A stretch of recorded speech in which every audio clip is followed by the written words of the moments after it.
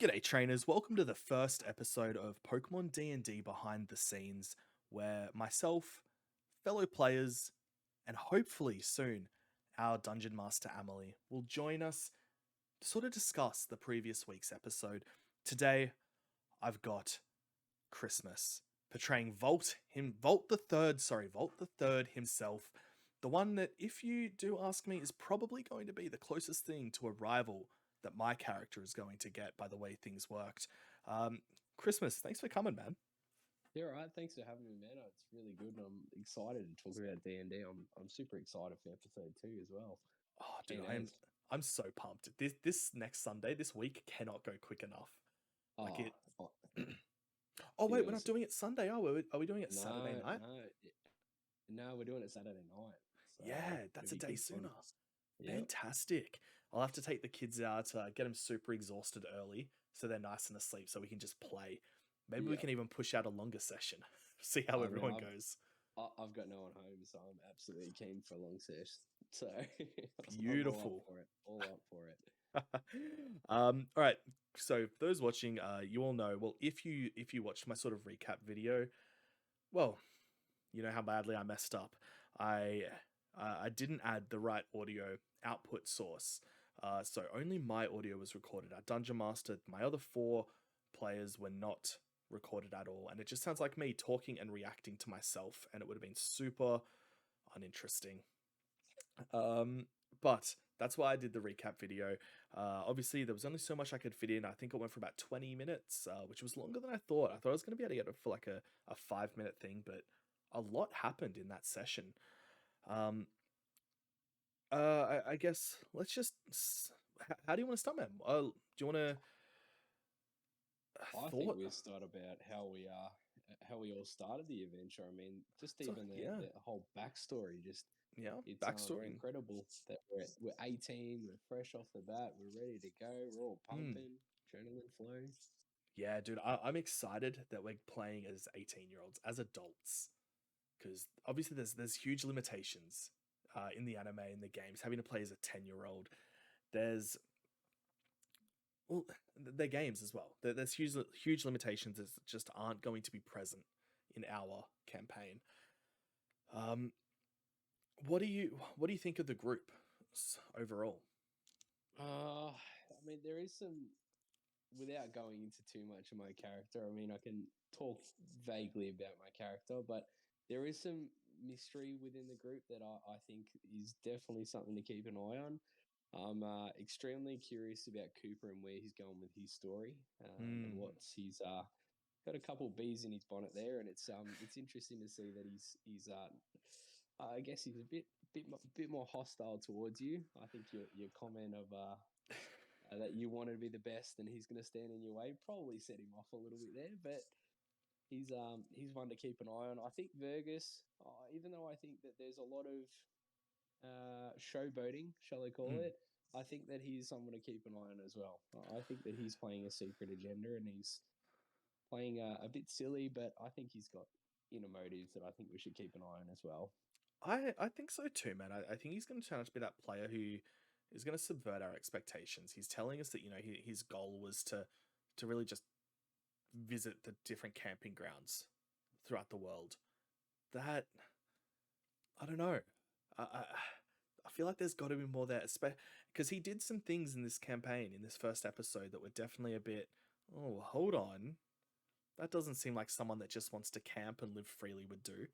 So I'm interested to see what he's gonna do, man. I'm interested to see how that's gonna outfold. I definitely think that he's someone to keep an eye on because he's done some questionable things in episode 1. He made he's made his dash to get the super potion, which was an interesting move to start off with. I personally didn't expect it, but I think that it was very ballsy action to steal from the Pokemon on episode 1. Hopefully, he doesn't get caught. So, I Well, definitely think Finn's also someone you've got to keep an eye on. you Yes, I reckon? mean, yeah, I mean, the thing that I think that I noticed with Finn is that Finn willingly cleaned up the whole store. He wasn't asked, he wasn't prompted. He took the nice boy approach. I Mm, mean, if you're someone in there that's going in there to be very powerful and you want to conquer and I just think that there's something not told there, and I think from what I've read on his backstory, he's got a lot more to give. I think keep an eye on him because he's definitely on my radar. That's for sure. Yeah, see, I feel like Finn is probably going to become my best friend in the game. Like the friend that I've got least beef with, the one that I'm just going to have a really positive relationship with. I Uh think you and him kicked it off very well, very yeah. well. Yeah, definitely had to come back because like I said, I definitely, there were some scenarios I went a little bit too aggressive. Uh, and I think that was my excitement. I don't think that was my character. There was one point where it was Jet. 100% he heard something towards the end of the session that really set him off. Um, but no, look, I think we were able to bring it back. I think the whether it was a mistake or not on the DM or if it was our Pokemon Dennis, I think his name was. Yep. Uh, so for those, and I'm not sure if I covered this, Dennis went to overcharge Finn. Whether that was just general mathematical error from our DM, which she claims it was, or it was something a bit more sinister. Maybe it was Dennis trying to overcharge our boy, but Jet was able to do some quick maths and pointed out that he was getting charged too much. And I think that definitely got me and Finn on the right side. I think he knows he can trust me a little bit. I guess as much as you can trust someone after knowing them for 5 days. I think the other thing to point out is that you were looking to get, I believe it was camping gear, or it might have been an old one. A I can't 10. remember the Oh, item. And he purchased it because he got a discount for his good deeds, that was the 10. and Yeah. that was definitely a bonding moment between you two. Mm. So I definitely think that there is a strong alliance between you two. Mm-hmm. I think Fergus is kind of playing the outfield a little bit there.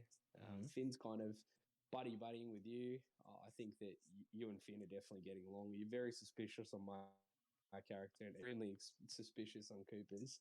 So it's very interesting to watch the group form. We're not a loving group. We've definitely Oh, got no, some we are not. hostility. Yes, so this isn't the type of campaign where everyone joins up and they've been friends for 10 years or grew up together. We don't really like each other yet. And look, it's only episode 1, but I don't know if Cooper and Jet are ever going to be friends. Maybe they will. Maybe something tragic happened in the past, but hmm it definitely seems like out of everyone, and I mean out of every possible dynamic within our party, Cooper really, really dislikes Jet. I think the biggest thing that I notice is a bit of back and forth between you two. Is that Cooper doesn't want to fight Jet straight off the bat. I think that Cooper's very hesitant. I mean, Jet has extremely strong Pokemon to start off the bat, so he's a force to be reckoned with straight off. But I think that Jet's definitely made some questionable motives towards Cooper. The Mm. growling behind his back in the middle of battle was very very cheeky. Um, but I mean, I think I that forgot Cooper's about that. yeah yeah yeah, Oh, grounded him, and yeah. Well, I mean, was not. I can't remember if he was successful or Jet was successful or not, but no, um, we tried to sneak around and we failed our sneak roll. ooh, I think that there's definitely going to be interesting story there. I Yeah, mean, I think also with Volt and Jet as well. I mean, there was moments of unity, and then there was moments of pure bit harsh. hostility. Yeah, bit harsh, bit harsh. I mean, the bromance that Jet and Volt had with catching the Magikarp and trying to help each other out with determining the stats Yep, and all that. That definitely was a very tight bond between those two. I I'm pretty agree. sure pretty sure Volt and Jet embraced. They they almost kissed. They almost shared a kiss. Um, and Jet. I hope that's I hope that's a continuing gag throughout the Yeah. rest of the series. Uh, no, It's definitely there, and I can't remember. There was something that Volt did towards Volt. I mean, towards Jet. I can't remember what it was. It was something along the lines. when would this have been? This is in the Pokemon. And I remember you turning around, or Jet turning around and saying, "You better back up, or we're gonna get physical here." Did Volt was I? a bit startled. What? Yeah, yep, yep. A We bit we startled. we both Startled. stayed. We both stayed back. We both had different reasons. What did you stay back in the Pokemon for? Volt stayed back to manipulate Dennis into believing that he got a free tent, so he was able to score a free Yeah. tent. Um, which I think, looking at it now, it'll be very interesting to see on how Volt tries to negotiate himself out of that one, and especially with giving his name too. I think it was a very bold move by Volt. Um, Bit miscalculated. He Look, it could have wasn't a thought great about it. choice. No, no, I think he could have played that a little bit better. And I mean, seeing with everything going on, I mean, especially with Vergus stealing from the Pokemon, he Mm. definitely could have threw his name in there and given a bit of heat towards Vergus. But Yep. I definitely think that Jet has a Jet's a, from what Volt's determined, Jet's a little bit abrasive, but Just a I little. think Yeah. he has good motives. I think he has good motives from what Volt's determined. But yeah, no, he's definitely playing a very harsh character. He's not afraid to get down and dirty, so interesting to see. Yeah. Look. So before in the Pokemon, on how you were able to get that 10, man, that was, or how Volt was able to get that 10, that was bold. So guys that don't know, what happened is we all tried to either purchase or haggle for camping tents. We weren't given tents off the bat. We had a sleeping bag or a swag, but we didn't have, well, no, we had a sleeping bag, I believe, but we didn't have tents. No, And we didn't even get a sleeping bag, man. We didn't literally we? had no camping tent because sleeping bag was one of the items purchased. Oh, okay. So we had Mm. nothing. So we had to do that or risk having a bad sleep or get real buddy buddy and spoon with these people that we're not overly friendly with. So that wasn't a great option. Um, and Volt decided to lie about having a letter from Professor Oak saying, I'm willing to sponsor this, just charge it to my account. This was made all the more bold as Professor Oak was actually standing right outside the Pokemart when this happened. So he was playing a dangerous game. Uh, any one of us could, well, I guess I was the only one there actually. So at any point, Jet could have just called out to Professor Oak and said, "Hey, is this true?" and had him to come in to verify. I'm glad he didn't. I'm glad he didn't. I feel like that probably would have definitely set us on the wrong foot for the rest of the Uh, campaign. I mean, I think it would have been a bit harsh on the bat. I think that Volt needs to be very careful with who he's lying to and what he's lying about. Make sure that he's covering all his stories because it's very easy to lie, but it's extremely hard to remember the details about how you lied and how it went about. So Mm. definitely should be keeping an eye on that. I think the other thing to notice is that from what I noticed in the episode, I'm pretty sure that it was either one or two did not purchase a sleeping bag or camping tent. Well, Vergus couldn't have because he stole a super potion and then just bailed out of the store. But he is a camper, so maybe he has one already. Maybe he's got like a family tent that he's brought with Maybe. us. Yep. Like that could have been something discussed between him and Emily. Yep. Yep. Um, It'd be Apart from interesting to. that, everyone else would have got one though. Yeah, you got a free one. I got one. Finn Finn got one. got You got one. himself and myself one, and Cooper had like another 50 or 60% discount, didn't he? Yeah, pretty sure he got because he was able to charm him. I'm pretty sure he charmed Dennis, and Yeah. wasn't successful off the bat, but he eventually managed to charm, and I think he got 50% off, Mm. and he was able to get it for ridiculously cheap. Yeah. I was surprised to see him come out so strong with the charming. I thought I was going to be the charismatic one of the group. I was certain I was going to be the only charismatic one. Everyone else was going to focus on survival or strength skills. But to see someone else sort of specialize in the same area as I did, that was I wasn't expecting it. And for it to be the character who's probably going to be the most antagonistic towards me, I'm excited to see how that's going to unfold. Yeah, I mean, I think that your skills that Jet and Cooper are both picked are definitely ones that are going to clash. Oh yeah. From my understanding and from gauging the environment, I think that there is going to be a big rivalry there. I don't think it'll be something that will happen off the bat. I think it'll be a slow It'll drip, build and up, you'll yeah. eventually see. Yeah, absolutely. And I Yeah. think that the other thing to talk about is the prices of the Pokemon. Gee whiz. Jeez. Man, they wanted $2,000 or 2,000 Poké dollars for an old rod. I was expecting them to want to charge 500, maybe 1,000, but 2K for a rod that can only catch Magikarp? What I Sorry, I'm gonna go a quick tangent. I actually regretted back when I went to use it for the first time and get that Magikarp. Uh, I regret not catching it, not because I wanted it, Mm. but because I now see that could have been a money making scheme. Similar to the Magikarp salesman in the anime, I could have just fished, caught Magikarp, and then just sold them off. Be like, guys, look, minimum or maximum 19 more levels, and this bad boy evolves. That's a big old Gyarados. Like, Uh, I mean, from maybe. what we determined, I'm not surprised you didn't pick it up because it wasn't the greatest stats behind it all. No, But I no, it think wasn't. you're right there. I think it's a very good bargaining tool, and you could probably see it being used not so much for trading, but I think you might be able to see it being used either for money making or potentially a trade in the future. Well, You, well, go on.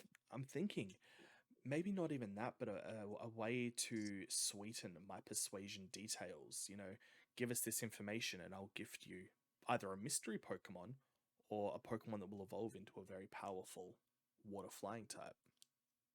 I think it was. I think the biggest thing that I've determined from it is that it was very gracious of Jet to let Volt catch it. I don't think it was what Volt wanted, but I think that you're spot on, and it will be very interesting to see either being used in Charm or potentially in Guile in terms of a negotiation in the future. Mm, I mean, that's one way that definitely could be. It could be released, could just be thrown back yep. into the pond. But I think that the other thing to talk about is the fact that Jet was the only one who bought an old rod, which I thought was very interesting. Very Yeah, interesting play. because we haven't had to face this yet, and I don't even actually know the answer to this. Are we going to have to face things like hunger and? Oh wait, maybe we did. We did with someone has something about finding berries. I think I can't recall, but it might only be able to catch Magikarp. But we could have some Magikarp sushi.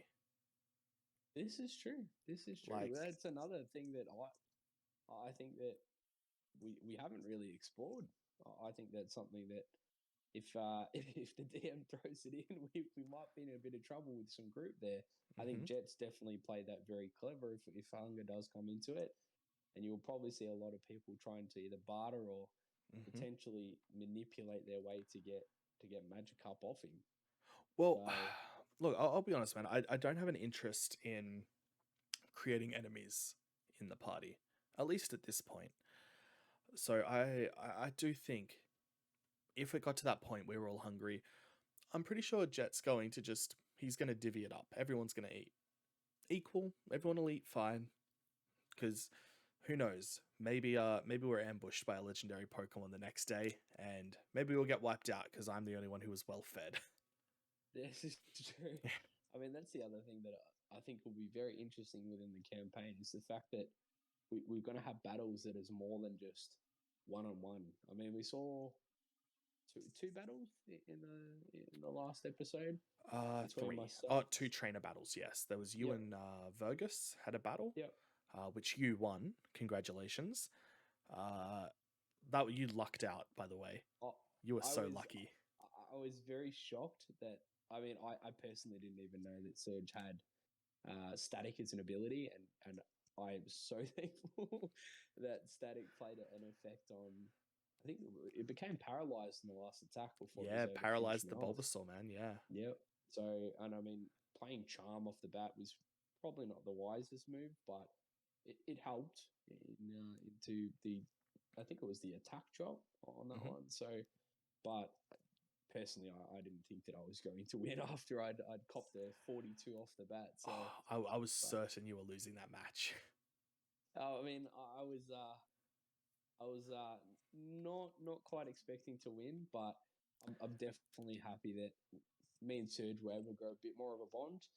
I think that it's a bit ironic that Volt and Surge came together. So I think that I'm definitely going to have strong bonds with my Pokemon. Mm. Just as much as even with Jet getting Larvitar, like incredible. I mean, not that Volt knows because no one will know what happened in that room. That's But right, because we went in by ourselves. correct, yes, and no one knows. I mean, technically, unless you went out and announced it, no one really knows what Pokemon you actually caught. Apart So, from you, I mean, yes, because I know. you Like, were with me for the Magikarp. but Because did you come out with Larvitar? I battled the Magikarp with my Larvitar. Yeah. Ah, okay. So, well, So, technically, me and Cooper both know that then, yes, because because Cooper Cooper stayed was around. shattering around.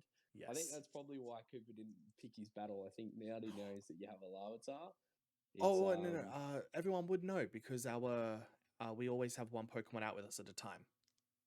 oh, I was under the belief Oh that wait, no! I haven't used Larvitar. Sorry, yeah, Larvitar you wasn't had my starter. Charmander. Charmander was my starter. Correct. Nobody Yeah. knows I've got a Larvitar. Correct. Yeah. I I mean, did my battling with Charmander. Yeah. two of us that know about it. I mean, everyone No, knows no, about nobody would know pushing. about my Larvitar. No one knows about Larvitar and no one knows about Vulpix. Everyone knows about Ekans because they Yes, all because he was in watch the with, battle. yeah, with Haley. But no one knows about Vulpix or Larvitar apart from Mm. me and Cooper and Larvitar. But that's something that Finn and Vergus have no idea on. They've got to Yeah. keep their guards up. So it'd be interesting to see if they fight you with not the knowledge of it all. Mm.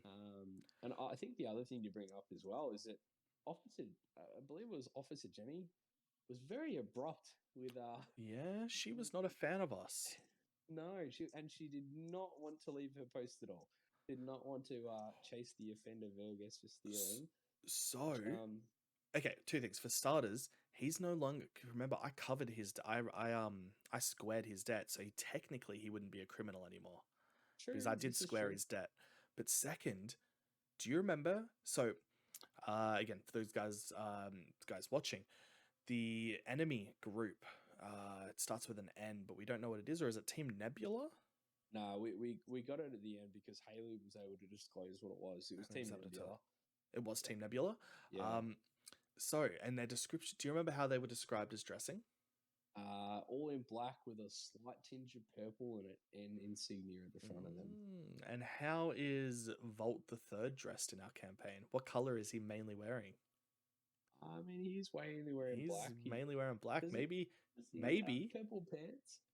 I don't think he's got purple pants. Or maybe he does. Does he? Maybe that's something I might want to check out as well. Dude, maybe she was so hesitant because she thought you were a member. Maybe she thought you were a spy. I mean, it's nah, it's kind of like Maroney. It's kind of Maroney. I mean, I will give you that. He's mainly in black. I mean, he was very reluctant to give him his details about what his goal was. So I think that's something that it's definitely that characters should keep an eye on because he was very, very smug about his response. Does not wish to disclose this at the time, and then smirked and walked away. It was very obnoxious. Yeah, so he's a bit cheeky on that aspect. I think the other one that didn't really go into too much detail was Cooper. I believe that he was very short about he just wants to be the best and he wants to beat everyone, but he didn't really go into too much details about how he's going to do it. Jet was very very good about describing it. Finn, I can't remember what Finn's goal was. Do you remember what Finn's goal was? I think Finn's was very similar. It was a very typical Pokemon trainer one. I think he wanted to just build strong bonds with his Pokemon. He wanted to battle well. Because if I remember, Finn moved from the Hoenn region. I think it was Hoenn. Yeah, it was because you were. Volt was from Unova. Somebody else was from. Oh wait, no. Volt was from Cinnabar Island and then Lavender Town. Yeah, correct. Yeah. I'm excited. I'm excited to hear about that. Because Lavender Town, man, we know it exploded. Lavender Town's gone. Sorry, not Lavender Town. Cinnabar Island's gone. It's the volcano completely took it out. Wiped his mum and dad out too. It's the it was the backstory that we're all given. Volt had tragically lost his mom and dad in the Cinnabar Isles, and Oh. that he moved in with his grandma in Lavender Town Mm-hmm. and became quite comfortable with Cushion. Mm-hmm. And then, as his grandma's dying wish, he gave him a cushion, or gave Volt Cushion. So they definitely have a tight bond together as they've grown up together. But Definitely. it'll be interesting to see. I mean, the other thing to keep in mind is that none of us know the abilities. None of us know the natures, the abilities, their stat rolls at all. Like, I Well, mean, apart from you. that would make sense. I mean, in the manga, games, anime, you don't know what your opponent, apart from their level, you don't know what their stats are either. So, That's very true. Very true. I think that's a good one. You're officially you've got the most Pokemon in out of everyone at the moment. You've got 3. Yeah, I think that with it all, it's going to be very hard to equal the XP across everyone. I mean, from what I understand about how it's all going to work is that it's one Pokemon who's out in battles. Yep. So Maybe we can buy an experience share. that would be a very, very good game changer for a lot of people. Oh I think that yes. it's amazing to see that everyone off the bat was successful in catching. Or not even catching. I mean, Jet was able to just purely convince the Larvitar to come in. Yeah, I was able to bond with it right off the bat. Yeah, Um, and I tried to use that, and I'll get to that in a minute.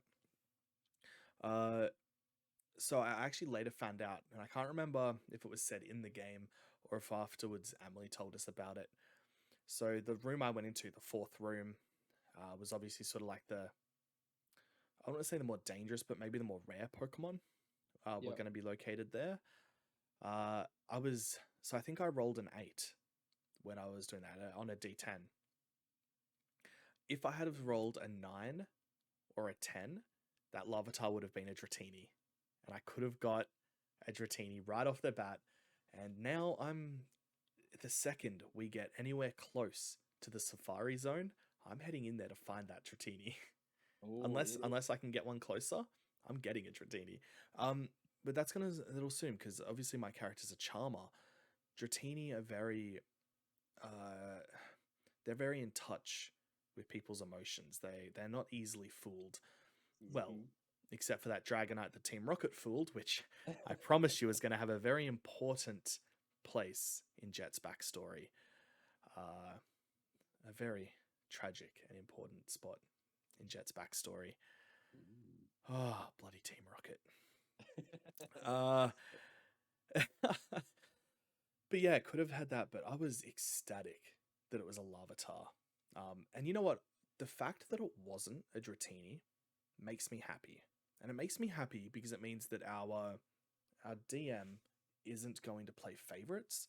She's not going to just give me good encounters or extra luck because I'll be recording it or it'll be my channel uploads. She's going to be treating me fairly towards everyone else, which definitely became very apparent in the Pokemon when I kept trying to pull all my negotiations. That she was not having a bar of it. Look, I think some of the time she was a little unfair, but hey, it makes it more fun. I mean, the other thing that I've noticed is that, I mean, I don't know if we went really into depth with it. I mean, unfortunately, the session one didn't really get the full episode. Mm. The other thing to keep in mind is that when Jet was able to charm Larvitar, it wasn't so much in terms of like, come to me, I'm going to, treat you with Pokeberries and things like this. It wasn't like bribing. It was more like, we're going to be the best.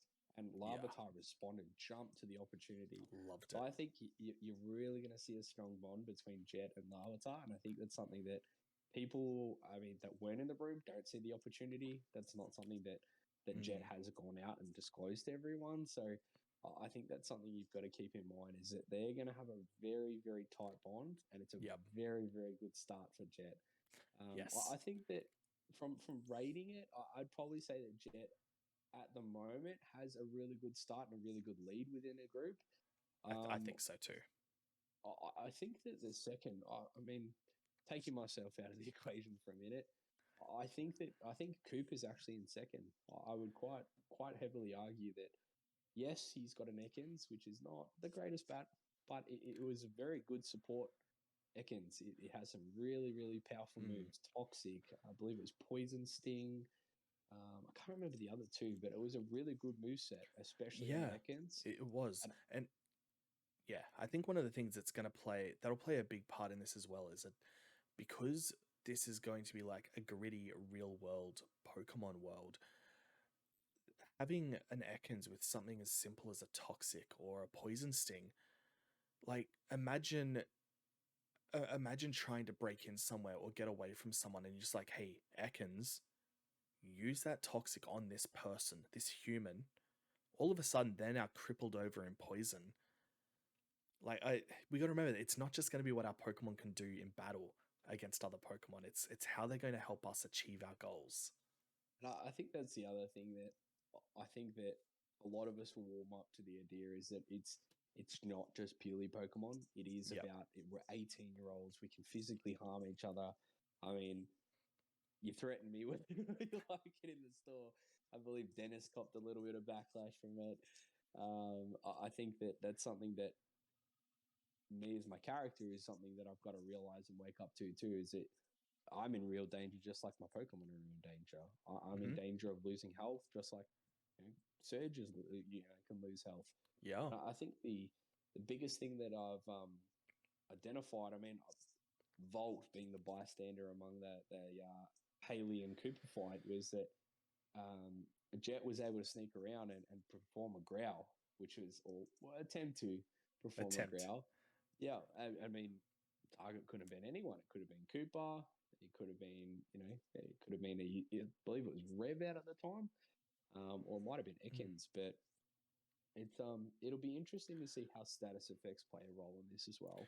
And I Yeah. think that's something that I believe that from looking at the starters, Vergus has Oddish, can play a big role. That gives it the I ability to sleep Poison around. types can be crazy. Yeah, especially with things Oh like yeah, sleep powder. Like all of a sudden he could decide to turn on us and have his Oddish or potentially even a Vileplume by that point just release the most crazy sleep or poison powder, and then he could rob us blind. yep. We'd be nothing of the wiser. I mean, he was successful in robbing a super potion. It wasn't the greatest role. He was able to just get one singular super potion, which unfortunately ran out the entire stock of the store. And was But caught. yeah, I mean, and he was caught. But I mean, from looking at the roles that everyone did, the only person that I believe that didn't really have too much of a role and didn't really use their abilities too much was Finn. And this is why I bring Yeah. it back to that Finn's a mystery character. Yes, he plays nice, but we saw Verga steal. Mm-hmm. We saw Volt use Guile. We saw Cooper use Charm. We saw Jet use Charm. Jet use his ability Pokemaniac, I believe it was. Same as Volt. But we didn't really see too much from Finn. And that's why I think I'm a little bit suspicious on him and where he's going because we haven't seen what he's programmed to do. I think that looking at the episode, we could safely assume that Vergus is probably high in stealth. We could probably assume that. Oh, well, no. I'd say it'd be low in stealth, high in agility, yeah? Because he wasn't able to steal. Yeah, I So it'd be mean, like agility or acrobatics. I don't think he'd be high in acrobatics. stealth. I think it was acrobatics that he was good in. Because he did also leap, somehow managed to leap on top of a 2-story building. Just a wizard. He's just amazing what he did. Imagine if his backstory is his dad was a Hitmonlee. That's why he's got such strong legs. Yeah, he's got some very strong legs for a 2-story jump. So I think that you saw a lot of people bringing out their strong points off the very first session, which was, questionable motive from everyone. But I think Finn's very, very I think he'll be our reluctant. moral center. I do, and I think that he's playing a very good character, very nice, very happy, wanting to get along with the group, is questioning why the group's not getting along. And that's why I think that Jet and Finn are going to get along very quickly because Jet's quickly established himself that he's in charge. He wants to know what's going on.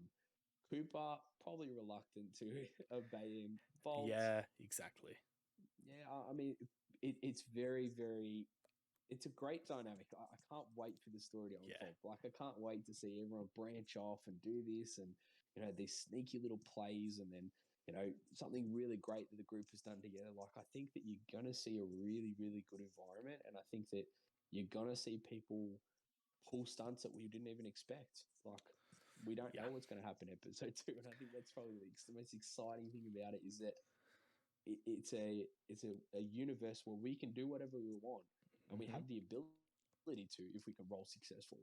And I really, really want to see Jet progress higher and higher, and that's taking myself away from Volt because I mean, as a personal trait, I really loved how Jet was able to continue the conversation and really go about, finding the information. It was a little bit abrasive with Haley, but you know, I which do I I think we do should regret definitely that. touch on.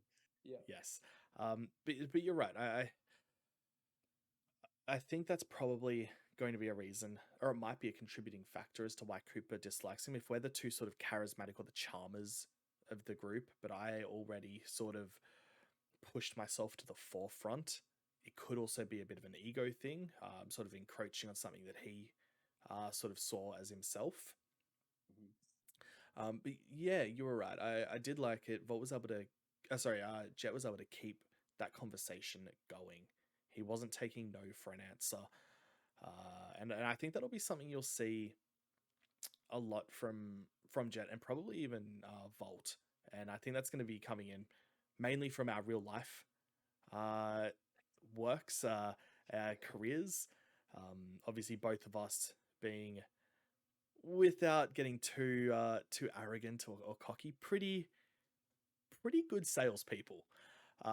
So I think we'll see a lot of that sort of semantic play, word play, um, just a high play on the spoken word and the convincing of others. Um, And and I think Jed definitely showed that very quickly. He's very good with his tongue, very very clear about where he's going, what he wants.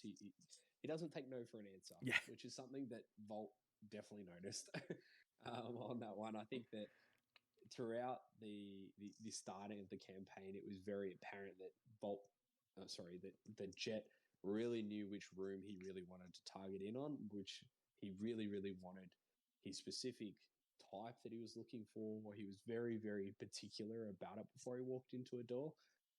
And I think that Oak responded really well with that. Oak definitely yes, gave him a really, really good start. But it'll be interesting to see if it's great luck all the way through, if it's just a yeah. once off. There is so much not just Jet but myself that I want to explore in around like what's happened with former Pokemon champion Blue. Like, why is the Viridian City Gym shut down now?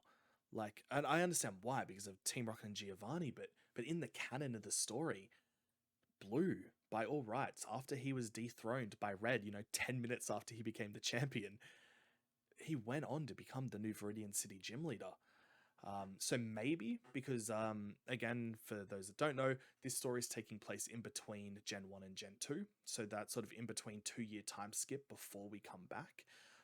So it could be in that time before Blue takes over. But the way Oak was talking, Professor Oak was talking, I'll show him his respect, was that Blue might not be taking it too well. He seems to have sort of hidden away from the public's eye, and I really wanted to keep pushing it. And if this was like just a solo campaign where I was just playing by myself and a DM, I probably could have spent 20-30 minutes just questioning Professor Oak. But I do also get the feeling that Oak was getting a little bit annoyed with this kid that he's just met, has sort of is questioning him about personal matters. So I had to pull back a little bit, but I'm interested to see what's going on. I think the other thing to bring up was that Bolt as a character decided to shove Cooper. Why did he not shove Finn? Why did he not shove Vegas? Why did he not shove like Jet? Like there was lots of choices. Why did he particularly target Cooper? And I think that's something that I definitely that you picked up on very quickly is that you Hmm. were like, "Yeah, why did you do that? That was very strange." I'm pretty sure you even stated that I in the did. comment. Like you apologized to Haley. You're like, "I'm sorry for Volt's actions." Um, but I think that I'm playing a very very sneaky character, and it's hard. It's hard to I guess that's probably how I want things to be. Is that I'm very unpredictable. I don't want to be, let me follow the group. I want to kind of lead my direction and Mm. kind of make decisions that people go, why on earth did he do that? That was very peculiar. And I think that some of the things that I have noticed is that, I was very shocked that you came along with me and Cooper and I looked at Officer Jenny and you went and decided to use your old rod straight off the bat. Um, I'm very curious to see if Jet's gonna tolerate it. Really, I mean, Jet's really determined himself straight off the bat as a leader. So I'll be interested to see if Jet calls him out or if Jet decides to battle. I think that I got lucky on episode one with Vergus, so I think that I'll politely decline it. But I mean, there's some very very strong characters come off the bat, and I think that's going to be very exciting to see how the story progresses, how Team Nebula comes into it, how Team Comet comes into it, what's Haley's role, what's Haley going to do with the group. She made it Yeah. very clear she was not happy that she lost. So it'll be very Yeah. interesting. Well, she definitely wasn't happy, and I don't know if this was something that she put out to the whole crew or if it was directed towards Jet in particular, because he was one that really had the dialogue with her after he came on a bit too aggressive, admittedly, which I do regret, and Jet regrets. Uh, but she did say something about I can speak to the upper people within Team Comet, and maybe we can look out for each other. And I don't know if that was an open invite to everyone or if that was just targeted towards Jet. Um, but so guys, apart from our what we're assuming is going to be a big antagonistic group, which is team, we're pretty sure it was Nebula. Uh, there's another team of vigilantes, just regular people from the Kanto region that are taking up arms, trying to wipe out the remnants of Team Rocket. I like that. I think that's a great idea. I think our DM, I think Amelie's done an incredible job with this, especially as a first-time dungeon master and first-time Dungeons and Dragons player like the rest of us. Uh, yeah, I think it's going to be very, very interesting to see how this Team Comet is going to come into play, because they are still small. They were only 10 members, including Hallie or Haley. Um, so I'd like to see who the leader is. Yo, maybe Blue's the leader. Yo, maybe Maybe, Blue is the leader. Yo, I'm but writing that down. why was Haley looking in the gym then if she knows what's already happened? That's true. What? I didn't believe her story at all. So her story for looking in the gym, if you remember, was I was looking to see if there were any remnants of Team Rocket. Mm-hmm. Come Yep. on, that's a It, bit weak. Unless I'm just insulting Emily's story writing right now. Um, no, I didn't believe it. There was something fishy about just the way that she was talking. She was very reluctant to give details. We had to Mm-hmm. really when I say we, Jet really had to narrow down on her and Yes. calling her out on her ability to not tell us what's happening. And I think the biggest thing on that one is that yes, we were a bit harsh, and we'll have to see. We'll have to see if that has an impact on our friendship with her, or if it's going Mm. to really make it harder for us at the end of the day. Like she might go back and report us and say, "Hold on a second, there's a new group that we need to start worrying about." And then all of a sudden, down in the dumps there, we'll That's be true. in I hadn't thought trouble. of that, because we're not traveling solo. We're traveling as a group, and a group of 5. We could be seen as like an upstart organization. And then all of a sudden, I mean, yes, they are. The Clefairy that she used is not very strong. I mean, she came off like I'm going to win this battle very quickly. I mean, saying Granted, that Cooper did have to use 2, that's but true. he got it done at the end of the day. But she only travelled with 1, which I thought was very interesting, and a Clefairy Yeah. of all the things. Well, Viridian City is close to Pewter City, which is close to Mount Moon, so... Yep. Yep. I mean, they could be in Mount Moon. That could be their operations base. Or she could be from Pewter City, or Cerulean City in between. Yeah. Yeah. Look, I loved the new mayor of Viridian City, Mayor Basil, or Basil. He sounds he's done an incredible thing, setting up the Trainer Academy, which was I was surprised to see that we weren't starting in Pallet Town, which really makes me think something is going on there. Because that is where we're meant to start. Viridian. We started at Viridian City. Yeah, which are a very interesting little thing. I mean, the other thing that your audience probably won't see that we see, and some of the things that we're able to identify was that there's lots of different things that we could do on that single map. Like we only explored.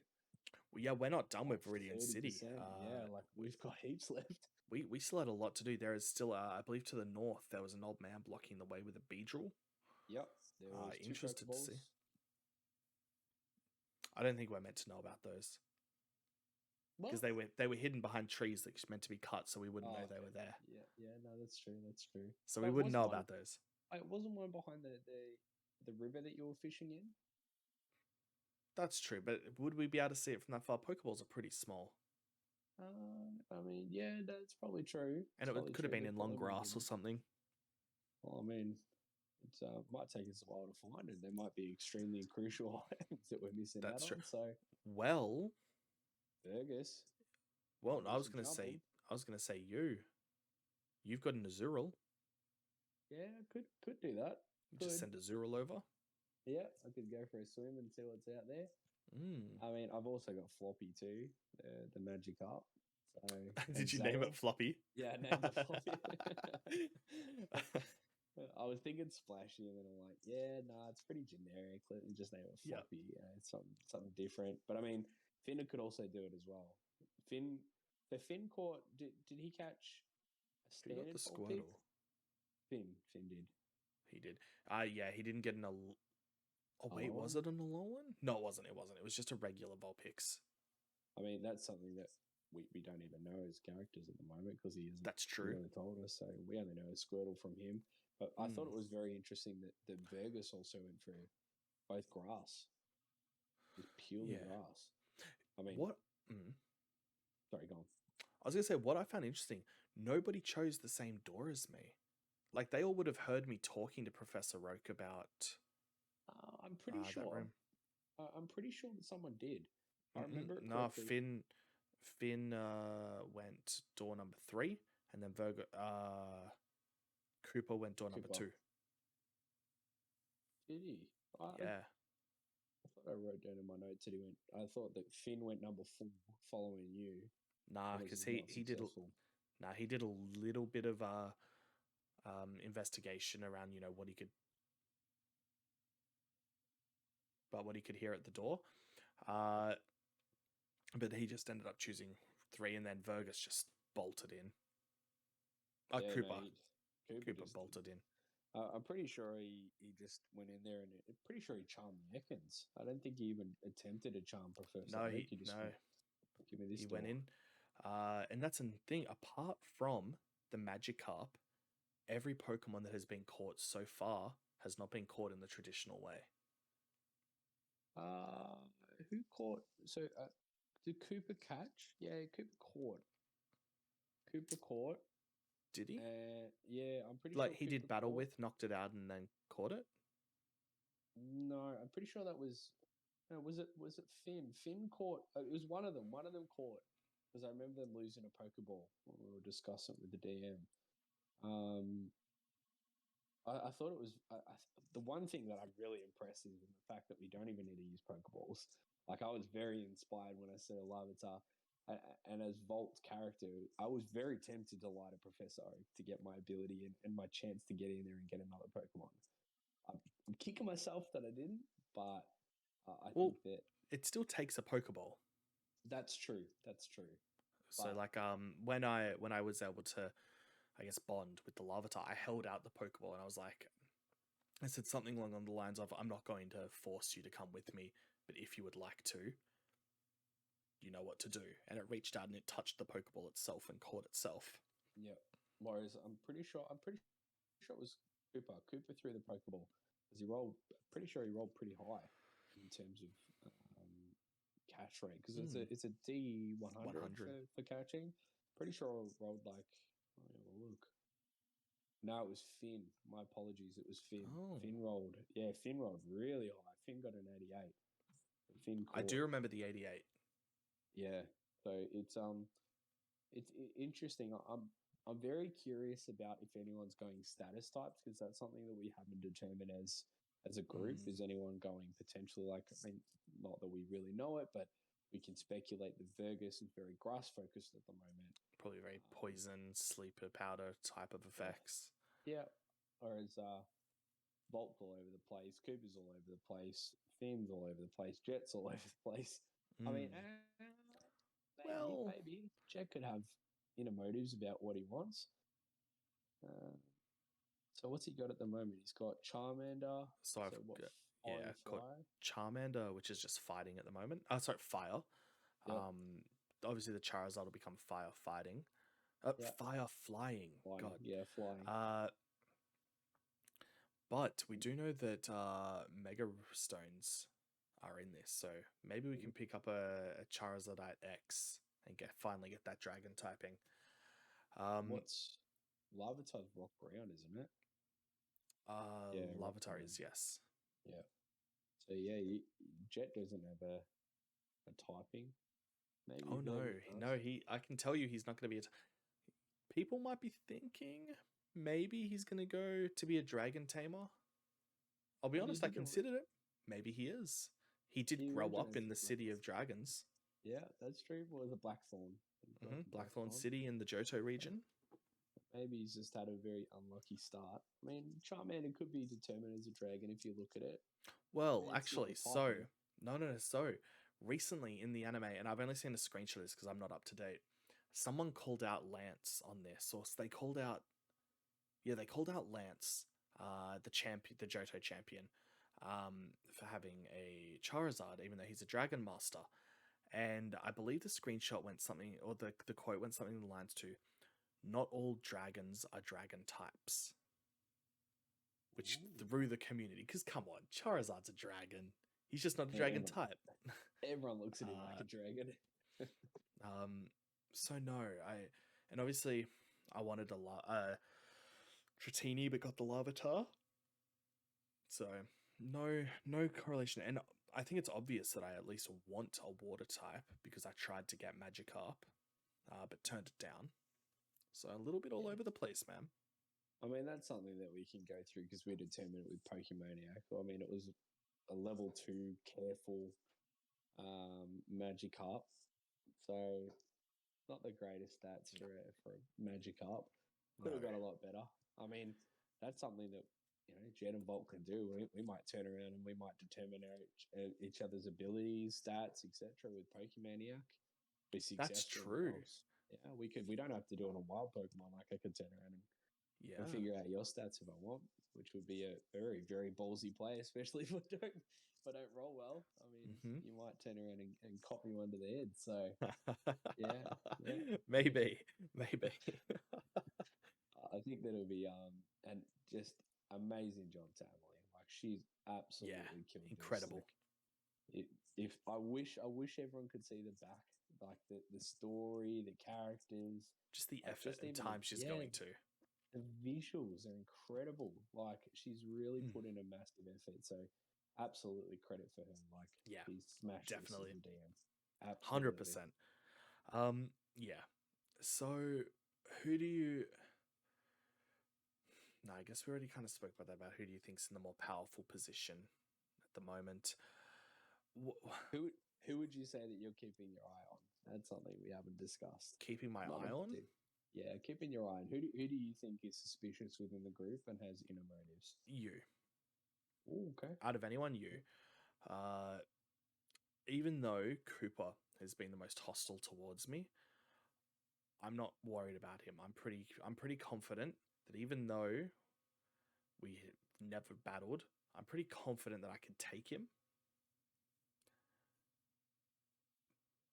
but Me. yeah, but I'm pretty sure I could take you too. Maybe you got 3 Pokemon now, but what I'm not sure about is I don't think Cooper's got. I don't think he's going to be this big old Machiavellian schemer with all these sort of great schemes. I think he's going to be a more of a bruiser character, but then not. He's got a high charisma. He does, and that's I don't what's know. scary. Yeah, I don't know. I think maybe he's gonna. I think he'll be more of a big, strong guy. But I think you. But now that you've mentioned that stuff about Finn, I'm really concerned about him now. I mean, the other thing that we didn't really touch on is that when we were going through our backstories, you did keep your eye on me. You made that very clear that you, after my story and about how abruptive I was on it, you were just like, I'm let's like, keep an eye on Bob. I'm watching him. Yeah. What's going on? Yeah, yeah. I mean, it's it's very interesting. I mean, I think that a lot of the group could potentially, I could see that a lot of the group could actually have inner motives. Like you might, I mean, you know, I could turn around and be like, I'm Team Nebula, or I could see Virgus. I don't think I would see you as a like secret Team Rocket Grunt that's been holding on for years or whatever. But I think that it will. I definitely think there is at least one or two in the group. And I'm just trying to figure out who at this moment. I'm trying to base actions, but I get why you're suspicious on me. I do. Now that I think about their actions last week, it wasn't exactly the greatest start. I'm keeping my eye on a lot of this group, and definitely taking notes about what I can try and find out in terms of skills, in terms of whatever, because I think that's also going to play a big factor in it. I think you're spot on with Cooper. I think that he's definitely playing a bruiser role. He's got the charm kind of about him, but he's not very, very quick to jump the gun. Like you challenged him, or I'm pretty sure that he caught you in the act. I challenged him. He's like, I want to be during his backstory after he got his Pokemon, and we were asked for our backstories or our goals, and he said, I want to be the very best. I'm like, I jumped right in, or Jet jumped right in. Sorry, I was clearing my throat. Jet jumped right in, and he was like, excellent, let's have a battle, because it was right after yours and Vergus's, and he's like, nah. Yeah, And I don't know if he said I'm not wasting my time on you, or he just said no. No, he did. That really annoyed me so much, because I challenged him again later on as well. Yeah, it was after the Haley fight. I think he caught you in the act of trying to growl at it was as he was going to battle Haley. I'm like, hold on, no. Why won't you battle me? And he just blew me off again and started to battle her. Yeah, I'm not gonna lie, my ego, my ego definitely took a hit. I think that's one topic that we definitely haven't brought up, is the fact that everyone has picked their beginners. And I think it's very interesting about why people pick the Pokemon they did. Is that we had multiple options. So why did, for example, Cooper go Rev? Rev is a very, very scary starter. Like, it has the potential to become a threat to a lot of us. Which one's Rev? Rev is Eevee. Eevee. With evolution stones, you could see that. I mean, pick Charmander off the bat. He could do a water stone and turn into Vaporeon, and then all of a sudden you're in big trouble. Also with Larvitar as well. So I think it's very interesting to see people pick the Pokemon they did. I'm very, very susceptible to a water type Pokemon right now. Right now, yeah. If does Cushion know any water type moves, or is it normal and fairy that they know? Rev, I believe, needs Swift, Tackle, Growl, and something Tail Whip, I think. Okay, but what about Cushion? Oh, Cushion? I haven't actually seen the moveset on Cushion, to be honest with you. Okay. It's not a Roll20, so I haven't been able to see. But I mean, I can tell you straight off the bat, he's not a little weak little like he's a big boy. He's got some pretty nasty stats. So it'll be interesting to see if I'd be interested to see you and Coop battle right now. I think that yes, you have strong Pokemon, but he's got some really good support Pokemon. And I think that if you two battle, it is definitely going to be a rivalry throughout the campaign. See, and what also could happen, he's got Rev, obviously, Eevee is a normal type Pokemon. And it was funny that I said it's weird that he's charismatic and a bruiser, because do you remember what class I am? You're a martial artist, I am, with a yeah, lot of physical attacking moves that I can launch myself that are fighting types. yeah. So I could Oh. jump in and launch a kick at his E. That sounds so brutal. I'm just gonna run in and like drop kick his Eevee and deal super effective damage. Yeah, Uh, that's very true. Very true. uh, maybe I Oh, need to do that just first session, next session, next week. I just walk People straight escape. up to Coops, and I just kick him in the head. I don't say anything. I just walk up, kick him in the head, and walk off, just to I assert my mean, dominance. I think that if you were to, because I mean, the one thing that Cooper's backstory, actually, I believe that he told us throughout Professor Oak, he said that he's not a fan of bullies. So I think if you were to do that, He did it say that, yeah. yeah, you'd have to be very careful, and I think that's probably why he probably holds a little bit of a clash with you because you came off like I'm going to be the very best. Who are you to tell me this? And Yeah. then where was the other one? Yeah, there was some very questionable motives from the both of you. I mean, Cooper just brushed you off. No advance. Like you're like, come on, let's go. He's like, whatever. You're not worth my time. Like, I know. It still cuts me. and I think that if you were to kick him in the head, he's not going to be exactly too thrilled by it. But if you do that, be very careful on how you sleep because that Ekans could do you some serious damage just as well. I go to sleep, all of a sudden I wake up with an Ekans in my sleeping bag. Snake bite. Snake Wake bite, up man. feeling It's all very over. fatigued. Yep. Yep. I Yo, mean, that'd suck. yeah, it would not be the greatest way to wake up, especially when Ekans there, and especially when it turns into an Arbok as well. It's Mm. going to be pretty intimidating. But I think the other thing is that me and you are the only two that leveled up in terms of trainer level. Yes, and I wanted to actually touch on that. Don't forget that means we get I think we get one. We either get an extra feature and an extra edge. Ooh, okay. I didn't know that. Yeah. I'll Yeah, have to remember, look so into it. every even level you get either an edge or a feature, and then every odd level you get a feature or an edge. So, so we get an edge and a feature, edge or feature, right, for level 2. And then the opposite for level 3, then the opposite for level 4, then the opposite for level 5. So for every even level, you get an extra one, which I'm pretty sure is an edge, and then which are great because you're going to want those edges to increase your stats and add bonuses to them. So, do we know without concrete that it's definitely edge or? It's in the Tabletop United document. Under one of them, it'll tell you. Yeah, me too, because I want to update that before we play our next game. Yeah, I definitely think. And skills is the other thing.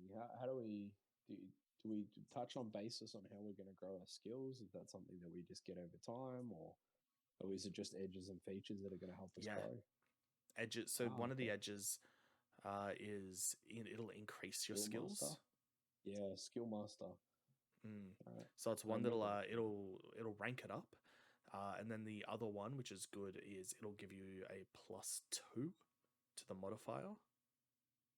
Wow. For 2. Pretty, yeah. Some pretty crazy ones there, man. Oh yeah. I think that there's it'll be interesting. I mean, now that I know that we can get more edges and features, it'll be interesting. Are you going to grow your martial arts? Are you going to grow your charm? Are you going to grow a difference? Yeah. So I think first and foremost, I definitely want to be a charmer, a charismatic person. But my trainer class is still martial artist, and I think. So out of all of it, you picked a style. I can't remember if I was a kickboxing style or a boxing style. Yeah, you pick your style with combat. Yeah. So I'm excited for that. I think that'll be really cool. I can't remember. There was something else I just wanted to bring up. What was it? What's Volt's plan? Are you able to share that? Like, is he going to be taking on the gym challenge? Will he be doing contests, or what's he going to do? Or keeping it a secret? I mean, the one thing that I'll give you is that his goals is yet to be determined. He's not very clear with his goals. I think that he's going. I think as we progress throughout the campaign, you'll see his intentions. He's definitely thought of different things that he wants to get into, and definitely things that he could see himself doing. But I guess that depends on the group and their actions. I think that if he's picked on, if he's feeling bullied, I think that you'll probably see him growing forms with people. Like I think that the other thing that I also noticed within the campaign is that Volt and Cooper were actually growing a bit of a friendship as well. Yeah, I Not noticed that too. yeah, not in terms of like, Volt was helping him throughout the battle. Like I didn't stop you from growling. I But let that they happen. started to stick together a little bit. They stayed close. That's the other thing we didn't mention as well. We had people voting between Fergus and Volt. We had people that were like, I vote Volt, I vote Fergus. Wait, what? Yeah, so when we first were doing the Pokemon trainer battle, because Professor Oak was helping us, the DM, Emily, was advising us that we need to pick someone to vote for. And Cooper voted for Volt. I remember that very clearly. You voted for Fergus. Very clearly, I remember that. And I can't remember who Finn voted for, but there was people that were cheering, as you would say, in terms of who they wanted to win. So I do remember. I was that there. I remember cheering for. I remember really annoying Cooper and cheering for Hallie to win her fight. Yeah, that didn't go over well with the group. No. You guys were not impressed with me for that. Yeah, it was a bit of treason. It was. One of our boys was under attack, and you decided to go against the person that you were Well, to be questioning. fair, we were under attack because you physically pushed him into her.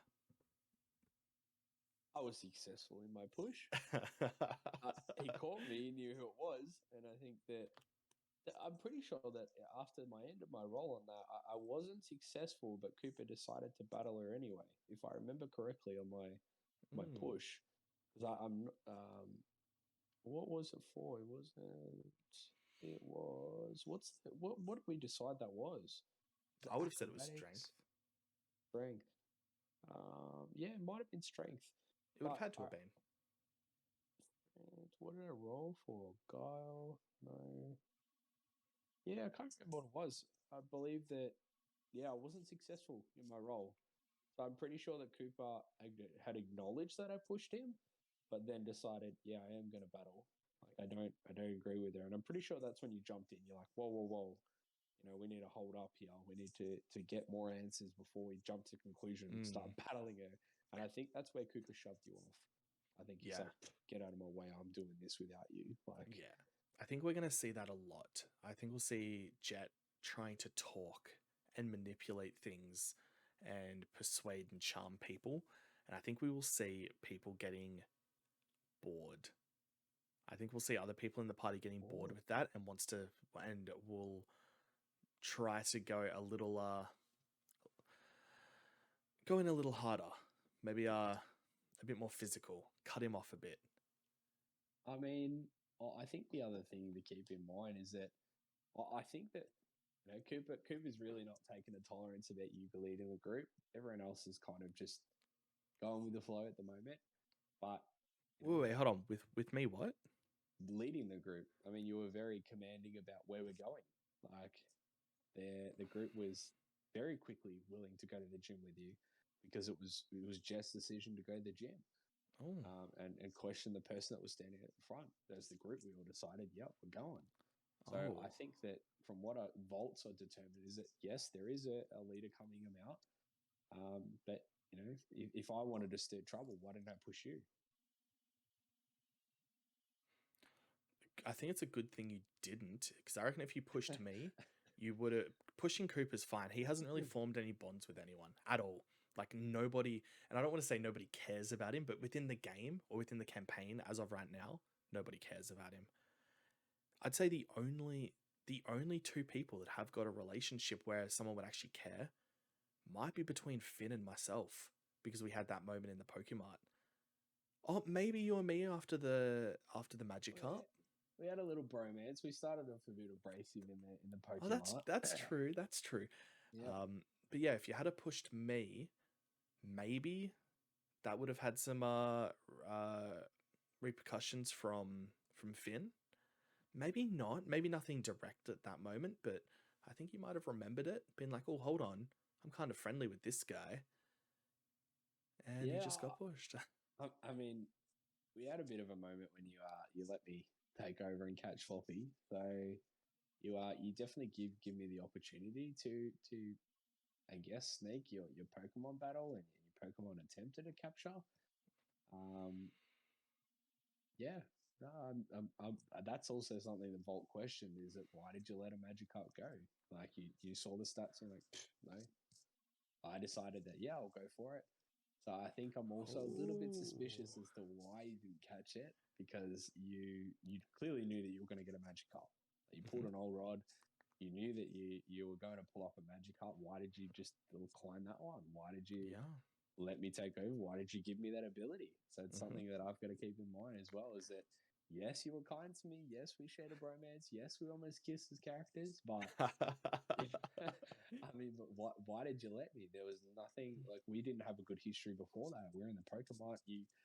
I can't remember exactly what happened, but I'm pretty Yeah, sure that you arced up at me and I didn't. I think I pushed you as well, maybe. Yeah, Like yeah. you did something. You were going too far with something.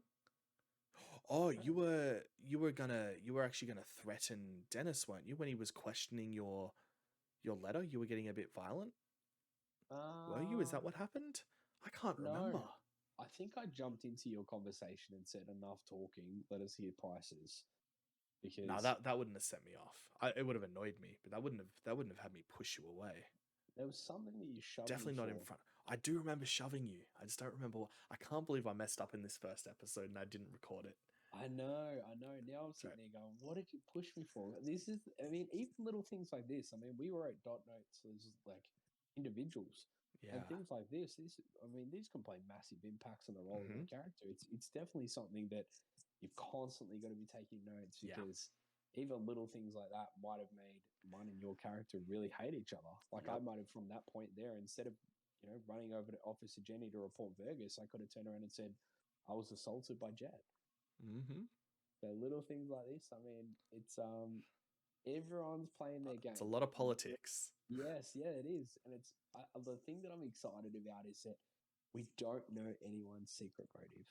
I think that it's very interesting to see, Cooper shoving you off. Why is he shoving you off? Why is he not deciding to battle you? Why are you, trying to battle Cooper so quickly? Why are you, Yep. pushing me? Why is Burgess jumping on top of two-story buildings? Like everyone playing a very clever role, and that's what I Yeah. like about it is that Yeah. none of us know what to expect. Well, I can throw that right back at you. And again, we both saw that Magikarp stats. We know it was nothing special. Why did you grab it? That's a very good question. Very good question. I think that I think without going into ruining the next season or next episode, I think you will see Floppy being used. I think that you will see why I did what I did. Oh, okay. Yeah, That's there's exciting. motives. There's motives. There's motives. Just like Okay. I mean, I was able to use my guile to convince Dennis in terms of getting Poke Center. Oh, sorry, Pokemon tent. Or camping tent. Sorry. I mean, you might be seeing me use this to lie to someone and get a potential at something better. I Yep. might raid. I might steal. I mean, Yeah. who's to stop me? I can turn around and go, "That's a lovely Larvitar you have there. Let me trade it over." But I think that it was strategic. It was strategic the way I played that. Mm. I didn't like the stats. I could be straight up and apparent on that one. Like, No, the nobody stats, will like the stats. yeah, no, the stats weren't that great. It was I can't even remember the stats increase or decrease. It was what was it? It was like the exact opposite of what you want a Magikarp to have, Yeah, it or was the exact careful. opposite of what you want to. Yeah, it's like the exact opposite of what you want a Gyarados to have. What's careful? Careful is decrease in special attack. Yuck, Yep. that's Oh, gross. and increase in attack. Was it increase in attack? Yeah, yeah. Because I remember thinking, I'm like, I'm not going to use any. If I have a Gyarados, I don't want it to be I don't want it to be an attacker. It was special defense increase. Yuck, special defense and special attack. So I don't mind the special defense increase, but I didn't like the special attack decrease. I guess for a Gyarados, it's not the worst, I would say, but it's not the greatest. It's definitely not great stats. Oh no, of course, especially if being quad weak to electric attacks. Yeah, and that's why I'm just like, yeah, look, I had to think about it pretty quickly off the bat, but I thought it's a good little tip, and it's a good little thing that I was the first one to get 3. Yep. But I might decide that I don't like Haley anymore and we'll steal the Clefairy. You're gonna steal her Clefairy. Yeah, she won't like us very much then. But yeah. So what's also interesting is at the end of the first session, Amelie did say that she wanted that Clefairy was meant to be a team battle boss. Like that wasn't meant to be just one person can beat it. Really? It was meant to be something we were all meant to team up for. And no, Cooper managed to do it all by himself. Probably that's why she was sounding very confident when she went into the battle. She said, "Your weak Pokemon are not going to be anything for my Clefairy." Mm-hmm. So, how would that have happened? How do you reckon that we would have become a group battle against Haley, who's a vigilante, going against the Team Rocket? I think things would have gotten very out of hand. I think she would have ended up getting hurt. I think her Clefairy might have ended up dying. Wow. Yeah, because imagine if all 5 of us started attacking, depending on that, I think Jet had woken up to himself by then. But again, you're a wild card. Who knows what Vergus wants to do? Cooper? Who knows? I think there's a chance she would have gotten hurt. I think, yeah, you've definitely pinpointed me as the wild card on this. I think that Finn's one to watch for. I think that he's the one you've got your eye on. Yeah, I think he's the one that I'm watching the most on because nothing prompted him to do anything nice. He's grown a friendship with you, which is it was very clear, buying you the cheaper camp and tent. Well, I gave him the money for it, to be fair. It's not like he bought it for me. He just used his deal. He used his discount. He could have leveraged off that. He definitely could have said, give me 200 and I'll buy it. I still would have been saving, 300 $. Yeah, because he got it for like 500, didn't he? Something like that. Yeah, they were 1,000. He got it for 500. And that's what I mean. Like, he didn't even use it as a tool. He just said, no, you can have that. You paid for it. You don't need to pay extra. Mm-hmm. Well, why didn't he? Why didn't he turn around and go, I think you're too suspicious, mate. I think that you'll be very surprised. I think that Finn is a secret card right now. I think that he's definitely someone I've got my eye on. I'm not concerned too much into it. Yeah, I feel like even if Jet is up to something, I don't think it's going to be a danger to the party. Even if. He was very. No one else really heard. So it's not something that my character would know. But the other thing that we've got to discuss is that you were trying to get sponsorships for your journey. Yes, and I loved it. I can't believe I didn't get it. I tried so hard. So yeah, guys watching, I went to the Pokemart, to Dennis, the guy, the Pokemart owner in Viridian City, and I pulled out every trick, every bit of wordplay I could to get him to sponsor me. I told him I'd wear his patch on my clothes. I'd tell everyone I know to come here. At first, I wanted money. I was going to ask him for 1,000 $1,000 a week, which isn't a lot. That's half of an old rod. It's a sleeping bag. That's okay. It's a tent. That's all right. Wasn't having a bar of it. Then I tried to lower it down. I'm like, you know what? 10 Pokeballs. Send me 10 Pokeballs a week. And I talked big. I'm like, look, I'm going to be the next big thing. I'm going to be the next champion of the Kanto region. All of this. And he just wasn't having a bar of it. I did snub him at the end as well. He's like, so what happened is he's like, look, come back when you've got, I think he said at least 3 gym badges. And we'll talk about it then. And he's like, here, for the meantime. And he put some like stickers or Viridian City stickers or something on the counter. He's like, here, take these with you. Put it on your bag or something. And I just said, whatever, see you later, and walked out. Didn't touch them, didn't acknowledge them. Uh, so Yeah, I yeah, mean, but you did that all behind closed doors, so no one really yeah. So knows that nobody you're trying. knows I did that. Mm. And I am gonna continue to do it. I'm gonna continue to try to do it. So I need to get my accolades up, because we literally could do anything. Like we could open our own Pokemart and then hire an employee to manage it while we're off on our journey. So we've got unlimited items and a constant source of income. Again, I'm a D&D virgin. This was my first ever game, but you can do anything as long as the DM allows it. So I'm excited to see that. I don't want this just to be a I'm challenging the gyms. I'm becoming the Pokemon champion. I want this to be, if we were there, how would we live? How would we thrive? Mm. I think that it was you definitely tried. I'll give you I that one. tried so hard. You tried for a very long time. I'm pretty sure that you were in there for a fair bit because Mm-hmm. you were definitely bartering it very, very heavily, trying to get Pokeballs, money, anything in terms of a sponsorship. Mm-hmm. But I mean, that's something that we don't know. So I think that I think that the most important thing that I've identified in this campaign, just playing the character that I'm playing, is that information is key.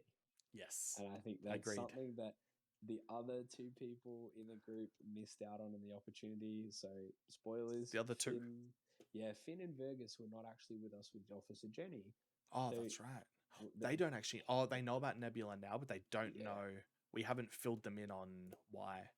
We haven't We filled them can't in go that way. terms of Route 22 is blocked off. We Mhm. haven't filled them in terms of Officer Jenny being worried and that there's been multiple news reports on it. Yep. Things like this. I mean, this is something that Cooper, Jet, and Volt all found out because Vergus and Finn decided not to come with the party. Mhm. So this is something that it's very powerful to know this information. You know, things like they didn't see your Larvitar battle. They missed out on the opportunity to see your Pokemon. Oh no, in Charmander. battle. It was Charmander. It wasn't Larvitar. It was okay. Yeah. So Because they I didn't missed get out the on that. Larvitar sheet until after the game. Okay. But I mean, they didn't see that you were battling. They don't know that I did. They don't know you've got a Magikarp. Yeah. Yeah. I mean, the only person that knows is Cooper and you.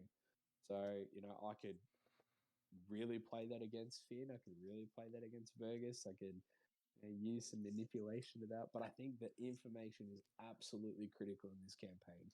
You need to be present. If you're not present, you're not going to miss out on massive things, Yep. which could really play a part in terms of, you know, you not being with the group. You know, you Mhm. might be completely out of it about what we're doing, about fights that have happened. You know, no one knows that we had a bromance apart from Cooper. Well, how would you react if in the next session, or 10 sessions from now, we find out that while we were off with Officer Jenny, Finn and Vergus set up some sort of an alliance? Because all they would have to do is talk about they could just go to Amelie after the stream or after the recording and be like, hey, this is how we're going to play this. While they were off doing that, we've set up this, or we've planted something, or we haven't been back there. For all we know, they went and killed Dennis.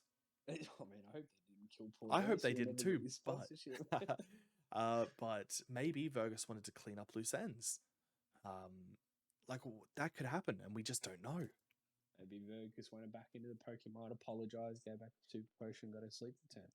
We don't know.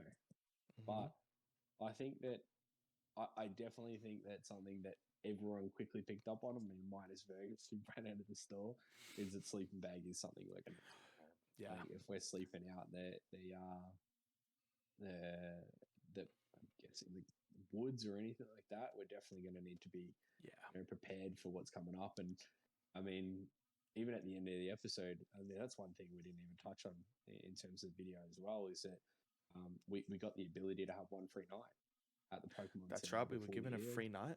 And that's the thing. It's going to cost money to sleep at a Poke Center, which will include meals and healing Pokemon. We did find out healing Pokemon is free regardless. At official Pokemon centers anyway. Yeah.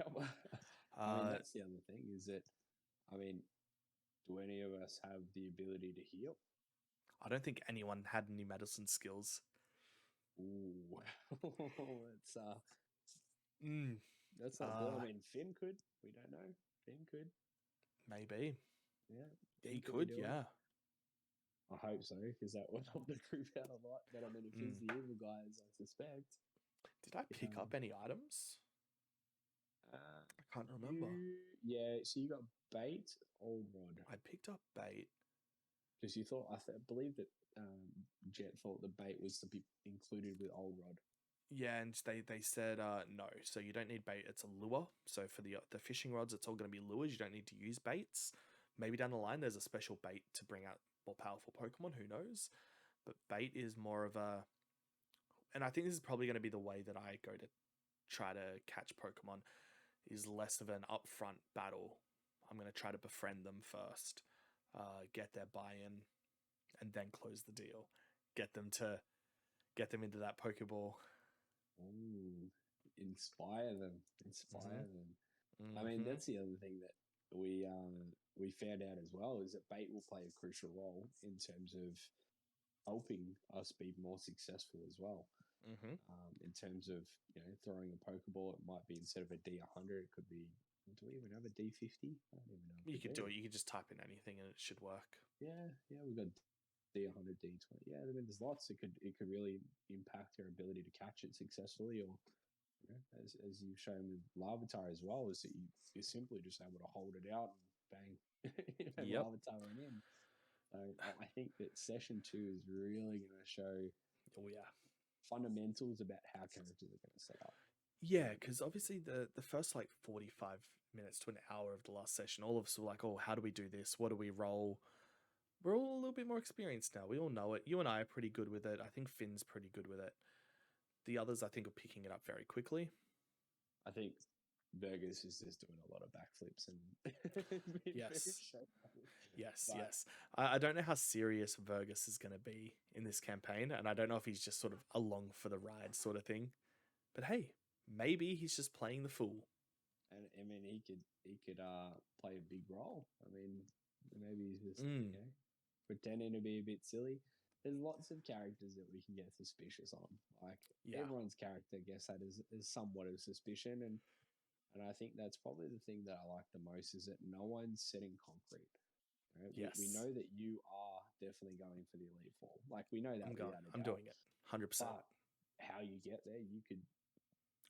I could ambush a trainer at the Indigo Plateau at Victory Road and just take their badges. Yep. Yeah, you could be really nasty about it. I mean, are we going to support you, or are we going to hinder your ability to get there? Right. Exactly right. I'm excited, man. All right.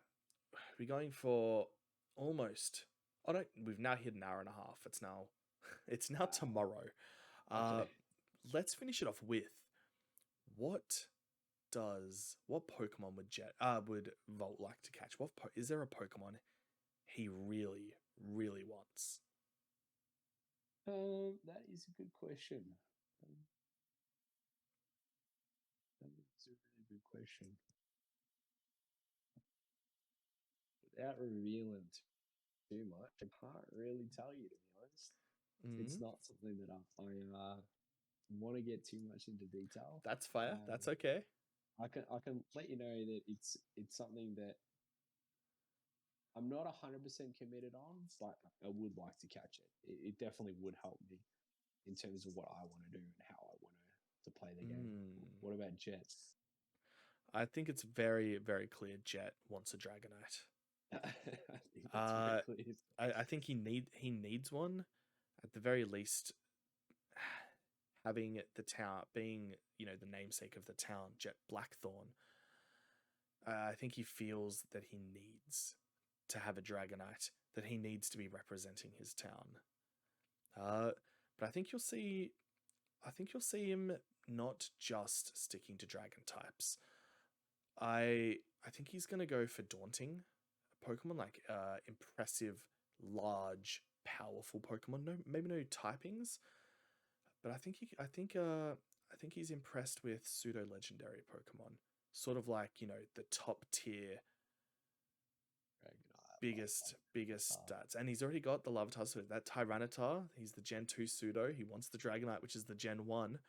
I promise you, if I find a Beldum in the wild, that will be raised into a Metagross. Oh, I So, mean, it could have been part and part where you went. I mean, you could have been going for a Gyarados. I was. Mm. That's why I was fishing. I wanted a Magikarp. I wanted a big, powerful team. It was also going to help, obviously, if I can get a Pokemon that I can surf on the back of, like a Gyarados, that might come across sooner than me getting Charizard. But we are 18. We're not 10. Charizard aren't as big as people think. They're only like 5'7" or something. Like Uh, you could Charizard always aren't swim. huge. You could Pardon? swim if you're That's why acrobatic. that's why we were looking for. We could, but my acrobatics is not good. Let's not even pretend. It's so hard to like now that I look back at it, some Mm, of the skills I'm like, oh, I'm really regretting picking up one on that. Like there's I mean, I don't know how much detail we've gone into, but I mean we've had to pick three that we had to choose a decrease on. And now that we're starting the campaign, I'm sitting there going, "Ooh, that's probably not the best thing to have a decrease on." But yeah, so I tried to drop ones that I didn't think were going to impact too much. But I guess we won't know until 6 months down the track, maybe. and that's the hardest thing is that, I mean, even then we can get edges and features that could boost it, but I think from what I've identified pretty quickly is a Guile and Charm are actually a really, really, really solid Yep, foundation. I I agree. think that that's something that I noticed like our first session is that yes, Charm is really, really good. Charm is Yeah, something that you can quickly do and that you can get good results from. Guile, yes, it can be a good trait, but you need to also, once again, think of a lie. If you can't think of a lie, then you can't manipulate. exactly But right. that's the good thing about Guile is that no one will know if I'm manipulating or if I'm telling the truth, unless I get caught out, which at the moment my Guile has been too great. So it's Yeah, it's really cool to see everyone's stats. I'm really excited for next episode. Like, I just want this weekend to hurry up, get right. into it. Yeah, Yeah, yep. see what we get Uh, into. do you have any predictions on any other characters or Um, in terms of where their goals are, or what they're goals, going to do. Pokemon they want, um, motives Oh, maybe? I think that my prediction would be that Cooper is. I think he's not far off you. I think that he wants strong Pokemon. I don't think he's exactly got strong Pokemon off the bat. I think he's playing a very He supportive role. he's gonna have a harder start. I think Yeah, I agree. I think he's gonna want to have similar goals to me. Maybe not similar goals, but he'll follow a similar path to me. I have just had a luckier, or beginning. I've had a better start. Yeah, absolutely. I think that if I was going to predict, I think that Cooper is probably more of a type of like not pseudo legendaries, but ones that play a really, really like big role, supporting role. I think something like Raul would be a really good Pokemon for him, and he's probably his character. If I was probably saying Vergus, I'd probably uh, I think that he's grass. I think that's my big prediction is that he's Mm. grass, poison. He's all about the grass type of Pokemon. So I think that his probably goal is maybe Chikorita, maybe a Bellsprout, that kind of thing. Actually, I think that's pretty safe. I reckon he'll catch a Bellsprout. I think I that's I think guaranteed. it's pretty easy to. I think Finn is the only one that I can honestly say I don't have a prediction for. I think that I'm predicting you to definitely go for a Dratini. I think that I quickly picked that up, and I think that I don't think that you're going to get spoon fed in terms of having the ability to catch all the pseudo legendaries. So I actually think there is going to be legendaries that are appear in front of you, and I think those legendaries are going to appeal. I think that you'll probably be if you had the opportunity, I could probably see you something with like a Zapdos. I think that that would play a pretty solid role in your team. But I definitely think that you're going to be big, scary kind of Pokemon. You want to Mm, intimidate your Pokemon or make them intimidating so that people go, whoa, whoa, whoa, hold on, this guy's a person to mess with. And mm. I absolutely think that you've got a very intimidating team off the bat. Yes, right away. If we were going into a double battle and someone drops out a Charizard and a Tyranitar, yeah, not talking games, but like if we're talking anime manga, you're like, oh my, yes, damn, here we go. Yep. So I think it's safe to say, but Finn, honestly, hand on heart, I honestly don't know where Finn's going. I don't know what kind of role he's going to play. I mean, he plays a very friendly role, but I really can't see a Pokemon that would fit into his friendly role, and that's exactly why I'm suspicious. I can't predict his future. See, I know it'd be. I think he's going to specialize in water types. And yes, I get it. His name's Finn. Fish have fins. Vulpix, though. Vulpix. That wasn't his choice, though. That was the first Pokemon that came out. That wasn't something he went after. But I mean, he had the choice to walk out. He didn't have to catch it. Yeah, but he doesn't have. That's true. I mean, I could utilize that if he wants. I could swap him a floppy for a Vulpix. But he's also from the Hoenn region, which is very much an archipelago. Well, kind of an archipelago. Yep. And it's apart from Alola, it's the most aquatic region. So, what's your predictions in terms of catches for trainers? I do think I agree with Vergus. I think he's going to be a grass poison specialist, so he'll end up with a lot of grass poison, things that'll be able to inconvenience others. Yep. Cooper, I could see him, and this sounds so bad because I don't want it to sound like I don't like it, but I could see him being similar to me, but maybe just not. I don't want to use the word as impressive, but the Pokemon in stature, like I could see him having big, strong Pokemon and getting big Pokemon like Rhydon or a Machamp. These are big Pokemon, but not as big as the Pokemon as I'm liking. I could be completely wrong, but I think that's what I'm thinking. I think you'll get a Rhydon. I think you'll end up getting. I think you'll catch a Machop. Okay.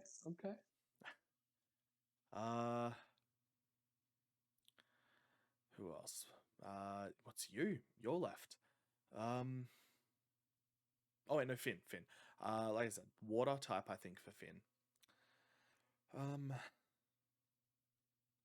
Where are we? We're in Viridian City. First real bit of water we're gonna get is Cerulean City. Star You, Star Me. I think he'll get himself a seal.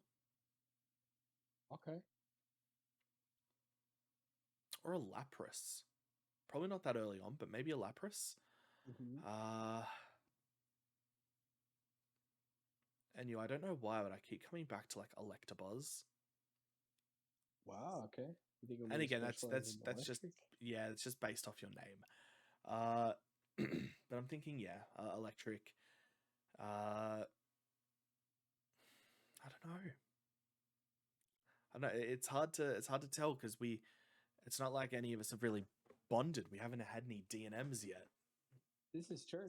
I mean, the other thing that you kind of brought up within the campaign, I mean, not so much to everyone else, but why am I Volt the third? Why am I not Volt the first or second? Mm-hmm. Why am I just playing on Volt? Mm-hmm. Why am I not with something else in terms of my last name? And I think that's. I mean, yes, I could specialize in electricity, but I might have completely different motives, and that's. I think that you're. I think you're right on some of them. I absolutely do. I think that Cooper is definitely going to go for scary and intimidating Pokemon. I think that you two you're gonna have a battle. I think we'll have a crazy battle. I think we're going to have one of the most just intense battles out of any of all of us, because I think you will have just real strong, imposing Pokemon. And the thing that I'm very curious at is, I think that when the opportunities arise, if a Dratini pops up, you are going to see Jet and Cooper absolutely gunning for it. I don't think it's going to be as, this is my Pokemon. I think that you're going to see someone like Cooper compete for it because he knows the competitive side of it. And he knows that you want this Pokemon, and he knows that it's going to play a vital role in terms of helping you. And that's that's where I think that you're going to see a lot of competitiveness between Jet and Cooper. Is that yes, they both want intimidating Pokemon, and yes, they are going to fight for them, and it is going to be an epic battle. And I'm definitely curious. And I mean, I might form a very close bond with you. I might form a close bond with Cooper. I mean, we could see some growl tactics coming from behind. Yeah. Virgus, I mean, was not the best sneaker, but he's able to get out. He's got a sneak about him, so he might be. You know, we might absolutely deteriorate as a group, and we're not very helpful at all. So I think it'll be very interesting to see who catches what, and trying to think of the why they catch it. And I think the next Pokemon that you'll probably have the ability to catch and probably help your team. I think you'll catch a Snorlax. I could see myself getting a Snorlax. I think that would be a very solid Pokemon. He's got some incredible stats, good moves. Next one, though, could be a Nidoran, because I wouldn't mind a Nidoqueen or a Nidoking. Oh. Would you prefer a Nidoking or a Nidoqueen?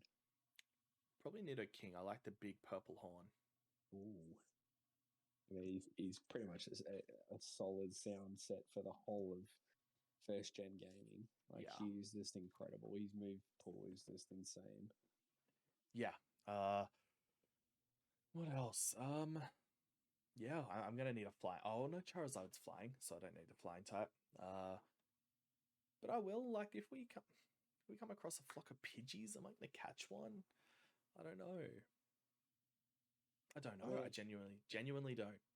Do we have 6 Pokemon in this? Do we have more? Do we have... so we can carry 6 at once. Okay. But do we have the ability to quickly transfer them over, or... Oh, that hasn't been established. Like, are we going to need... We might need to visit a Pokemon Center or somewhere where you can connect to the internet. I mean, there is a technology stat, though, in terms of... That's it, yeah. Maybe if you've got a high enough technology stat, maybe you can modify the Pokedex to do instant transfers. That'd be really cool. Yeah, it might be like... We might also have an item that could do it, you know, portable PC, where we could quickly swap Pokemon over. I mean, really, really, it depends on the DM and if she wants us to have that ability. It's but yeah, I reckon it's I reckon you're going to see a lot of battles next group. I think that now that we've got ourselves going into it, we're going to see a lot of people going amongst the adventure. But I think that we'll probably have people starting to snap at others a bit quicker and get into it. Now you said that, maybe I'm going to try to avoid battles with everyone. Interesting. Okay. I mean, that's very interesting with the Pokemon you started with. That's a very interesting start. I mean, but mind you, it might turn around and I don't know, hypothetically, I might turn around and start battling you, and Cooper decides make it a double battle, 2v1. Yeah, all of a sudden you're outnumbered. Yep. Then it might be interesting. So you definitely have the stats in terms of 1v1, but if Jet I don't think I could 2v1. I think that if Jet stands on some toes, he might be in a bit of trouble. But no, I think it'll be really fun. And I think that everyone's got a very good foundation of how they started. Yeah, but I would like them to start coming out of their shell a bit more. I think agreed. I think that, I mean, we're all just brand new at this. We're learning. I mean, me and you obviously have an advantage. We've worked in sales. We know how to talk. It's not like we're shy on it or anything like that. But I'd like to see the others start using some imagination, not being afraid to stand up and go, no, hold on a second, back up two steps. So I want to interject here. I want to interrupt. I want to be aggressive about it. And I think that if they start doing that, it'll be a very interesting campaign. And how the campaign finishes too, I'd love to see. Like, I mean, we don't even know what the end of the campaign looks like. It could be us. We don't even know what the next episode looks like. Yeah, I mean, this is true. There's lots of things. It's very hard. But I'm very interested in seeing groups form. Yes. Especially with a group of 5. You're definitely going to have a couple of people that are forming friendships and rivalries. Yeah, completely agree, man. Yeah, is there anything else you wanted to touch on before we wrap this up? I think that everyone should definitely watch episode 2 because I think there is going to be a lot of things going on, and I'm very excited to see this. And absolutely, I'm very glad that you guys had the ability to join the journey. Pokeboy is really gone above and beyond behind the scenes, making sure that we're all prepared. He's gone through, he's discussed it with other people who are professionals in the trade. He's gone through, he's helped Emily, in terms of creating things as well. We've discussed, different things that we can look at. So credit to you as well, man. I really want Thanks, you man. to take some appreciation as well, because without this, we would just be 5 people dreaming about something like this. And I honestly think that we're going to have a great campaign. All of us are addicted. Definitely. Like it's I'm hooked, like, straight away. 100%. I feel like I'm waiting for Christmas. Like, just hurry up and get us into episode 2. Yeah, I know. I just want it to hurry up and be here. I genuinely could play 5 hours a day every day, 8 hours a day every day, and I don't think I'd get bored of it. I honestly think that one of the biggest things at the moment is that I'm constantly thinking about, what am I going to do next episode? What am I going to do? How's this going to react? Like, it's in my head. So I think that the final thing that I would like to say is that please continue to support. Like, this thing will blow up and we will make it into a good campaign. It will really will be successful. So please join in the journey. Like, it's going to be fun. We promise you a good show. Oh yeah, it's going to be great. It's going to be great. All right, trainers, that wraps up episode 1 of Behind the Scenes for Pokemon Dungeons and Dragons. Like I said, we're going to do this every other week. So the campaigns will run fortnightly. This will run every other week rather. So the week we're not running a campaign, or the next episode, we're going to run one of these. Honestly, Christmas will probably be the most prevalent, but we're hoping to get other people in as well, other players. And hey, who knows? Maybe we'll even get some channel members in. Maybe they can join us sometime down the track. They can discuss some of their favorite parts of the campaigns, some of what they want as well. But guys, we'll call it there. Thank you for watching, and have a great night. See yous.